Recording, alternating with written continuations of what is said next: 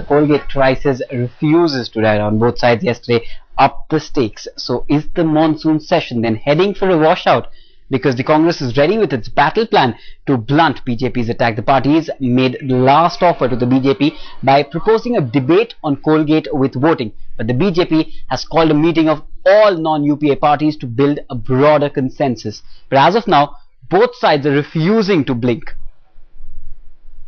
The whole issue of debating anything in Parliament is that you have your logic, you have your arguments. Government has its stand, its logic, its arguments. We put it across to each other on the floor of the House. And if the opposition wants, they can counter the government. And if the government has better logic, it can explain that to the people of India. So I think all these arguments should actually have been held on the floor of both the Lok Sabha and the Raj Sabha. But unfortunately, due to the obstructionist activities of the opposition, primarily the BJP, we have not been able to engage in a debate. And instead of accepting that the government of India committed a monumental blunder, such kind of fragile logic is being invented to mislead the country. Is this kind of a logic an indication for which they want a parliamentary debate? And then paralyze the PAC with this kind of a logic so that the truth never comes out? The Congress has charted a massive battle plan to counter the BJP on the Coalgate impasse, to keep insisting on a debate, to offer voting followed by debate as an option, and also to win over smaller parties in case of voting. Congress also plans to step up the ante by blaming BJP chief ministers for playing a significant role in Coalgate. Through all this, the party's best speakers will be employed to defend the party and the Prime Minister, and the Prime Minister's clarification will also be tabled and released.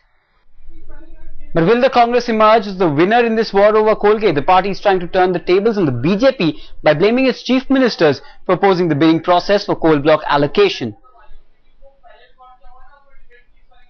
The BJP's game plan is very clear.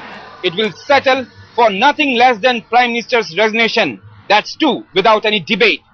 The party knows that Prime Minister won't step down, but it also knows that aggressive campaign will help people remember this UPA government as government of scams before 2014 elections.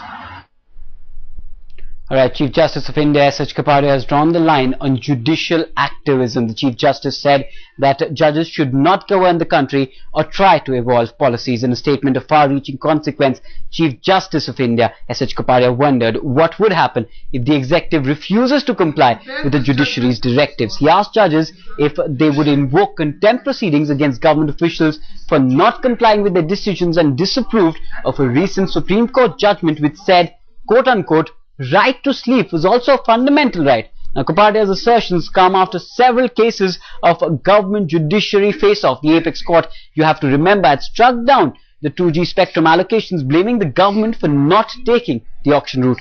The judiciary scrapped the government's proposed move for minority quota as well.